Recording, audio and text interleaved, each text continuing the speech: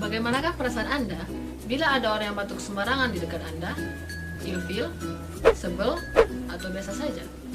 Perlu kita ketahui bahwa pada saat batuk dan bersin, kita bisa memercikan hingga ribuan bahkan jutaan partikel kuman penyakit. Oleh karena itu, penting bagi kita untuk menerapkan etika batuk dan bersin agar kita tidak menularkan kuman penyakit kepada orang di sekeliling kita. Adapun etika batuk dan bersin meliputi: pertama, saat kita hendak batuk atau bersin, tutuplah hidung dan mulut menggunakan tisu. Kedua, jika lupa membawa tisu, tutuplah hidung dan mulut menggunakan dengan atas baju.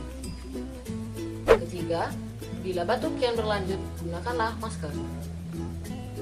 Keempat, tisu dan masker yang telah digunakan untuk batuk dan bersin, jangan lupa untuk dibuang ke tempat sampah.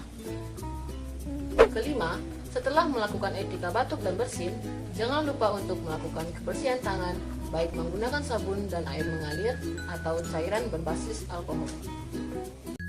Selain melakukan etika batuk dan bersin, sebagai tindakan pencegahan sebaiknya gunakan masker saat akan keluar rumah. Mengapa menggunakan masker itu sangat penting? Karena masker berfungsi untuk menyaring debu dan partikel di udara, juga untuk melindungi kita dari penyakit. Demikian informasi mengenai etika batuk dan bersin, semoga bermanfaat.